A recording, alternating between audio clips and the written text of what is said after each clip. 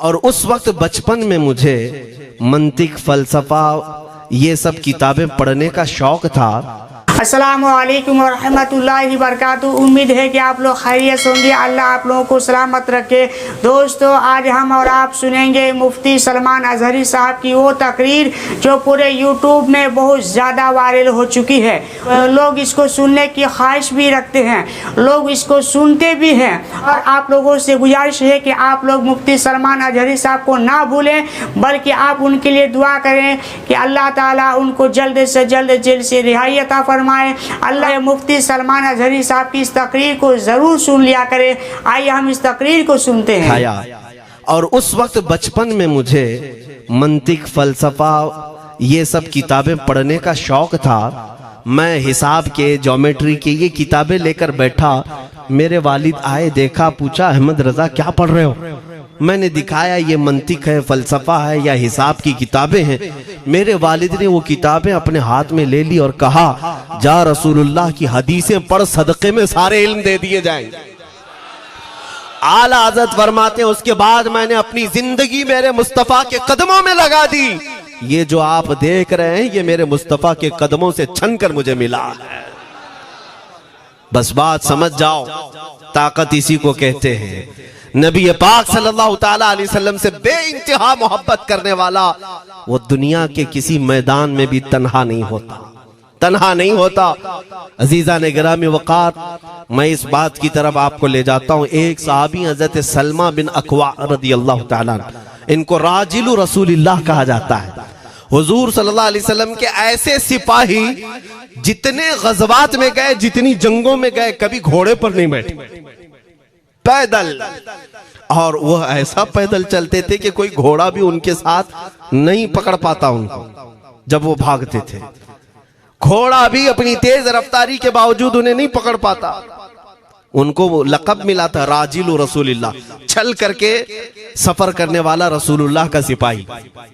एक बार ऐसा हुआ, एक बनु कार्रा का शख्स जिसका नाम अब्दुर्रहमान है, ये मुनाफिक था, खबीस था। इसने तकरीबन 400 लोगों को जमा किया, अपने हम मिजाज लोगों को, और मदीने पर रात के वक्त एक बगीचे पर हमला किया, पूरे बगीचे को आग लगा दिया। और उसके बाद फिर जो खजूरें थी वहां से सब लूट लिया, लूट करके अपने घोड़ों पर रख लिया और निकल पड़ा। उस वक्त सिवाय हजरत सलमा बिन अकवा के कोई नहीं था।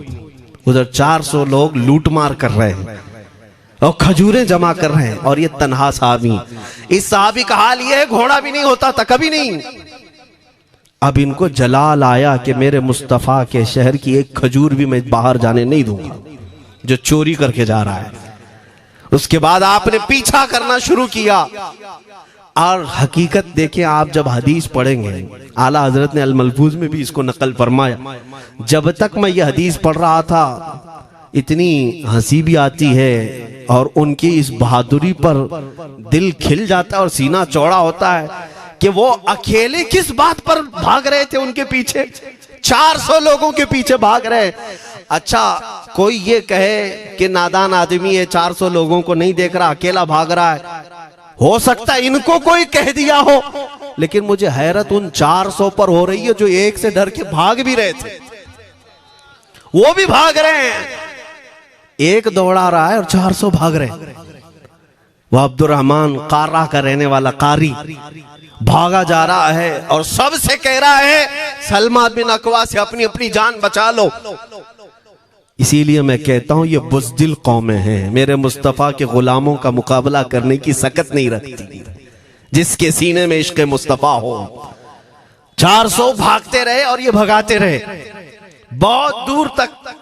जब हज़रत सलमा बिन अकवा भागते थे तो घोड़े भी पीछे पड़ जाते, और आप जैसे जैसे कोई घोड़सवार आता उसकी टांग पकड़कर खींचते और उसकी गर्दन पर पैर रखते, फिर आगे निकल पड़ते थे। न जाने कितनों को उन्होंने तन्हा अपने हाथों से गिराया, कोई मुकाबला करने को तैयार नहीं। गिराते भी हैं और उनकी गिरी हुई खजूरें जमा भी करते हैं कि मुझे मदीने वापस ले जाना है। उस सहाबी को मैं पढ़ता हूं, अजीजा ने गिरामी खजूरें जमा करते रहे और उन्हें भगाते रहे। आखिर में वो 10-10 की टुकड़ियों में बदल गए। वो अब्दुर्रहमान कार्रा का रहने वाला, वो कहने लगा एक साथ मत भागो, ये अकेले सबको भगा रहा है, 10 इधर जाओ, 10 उधर जाओ, 10 उधर जाओ। जालिमों, पलट कर मेरे मुस्तफ़ा के गुलाम का मुकाबला करके देखते हैं, लेकिन किसी से नहीं हुआ। वो पहाड़ की चोटियों में चले गए। हजरत सलमा बिन अकवा पहाड़ पे भी चढ़ने लग गए। तो अब्दुर्रहमान कार्रा वो कहता है वहीं से चीख करके, सलमा बिन अकवा तुमको क्या चाहिए, क्यों पीछा कर रहे हो? कहा मैं शहर रसूल की एक खजूर भी जब तक तुम्हारे पास होगी पीछा करता रहूंगा। उसने वहीं से अपने सारे साथियों को पुकार कर कहा सारे लोग खजूरें फेंक दो, अपनी जान बचा लो। सबों ने खजूरें दे दी। हजरत सलमा बिन अकवा पूरी खजूरें जमा की है, कितनों को रोनते हुए वापस आने लगे। जानते हैं एक सहाबी और है हजरत अबू कुतादा, जिनको फारिसु रसूलिल्लाह कहा जाता है। उनका घोड़ा दौड़ता हुआ, उनको दौड़ाता हुआ हजरत अबू कुतादा उस पर हैं और 10 लोग और साथ हैं। वो हजरत सलमा बिन अकवा की मदद के लिए आ गए। जब वो आए तो ये अक्सर को तो गिरा चुके थे, खजूरें ले भी चुके थे। हजरत अबू कुतादा 10 सहाबा के साथ जब आए, हजरत सलमा बिन अकवा की और मदद हो गई।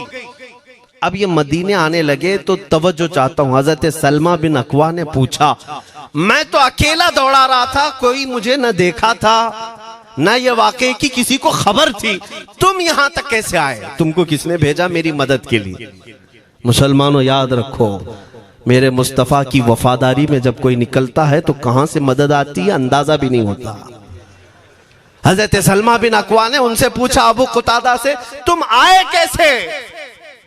हजरत अबू कुतादा ने जो जवाब दिया वो और ताज्जुब का था। कहा हमने नहीं देखा, हमको मालूम भी नहीं तुम किसके साथ गए हो, हमें ये वाकया भी नहीं मालूम, लेकिन हम अपने खीमे में बैठे थे, हमारा ये घोड़ा दौड़ता हुआ है, ये घोड़ा दौड़ता हुआ आया और दोनों पैर बार बार उठा करके हिनहिनाने लगा। मेरा घोड़ा ऐसा कभी करता नहीं, वो जिहाद में जाने वाला घोड़ा है, फरमाबरदार है। अबू कुतादा ने उसको सहलाया, लेकिन फिर भी वो खामोश नहीं हुआ। हजरत अबू कुतादा कहते मैं पहचान लिया, वो अपनी पीठ पर मुझे सवार करना चाहता है। मैं इसकी पीठ पर बैठ गया। मेरे साथी भी ताज्जुब में थे, इतनी वक्त गुजर जाने के बाद घोड़े को न भूख लगी है न प्यास लगी है, ये कहां ले जा रहा है? अबू कुतादा कहते ये घोड़ा है जो तुझ तक हम सबको ले आया है।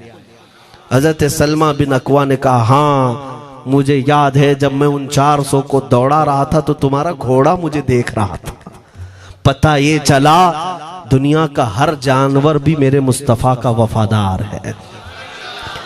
अगर तुम नबी पाक सल्लल्लाहु अलैहि वसल्लम की इज्जत व हुर्मत के लिए उठते हो तो चूंटियां अपने सुराख में तुम्हारे लिए दुआ में मशगूल हो जाती हैं, मछलियां पानी में तुम्हारे लिए दुआएं करती हैं।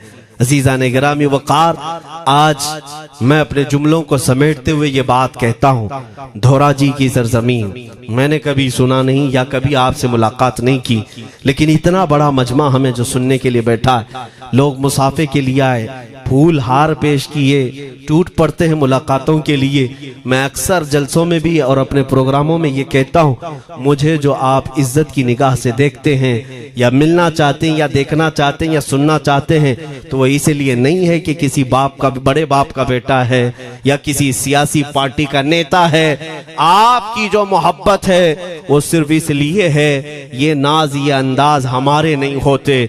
झोली में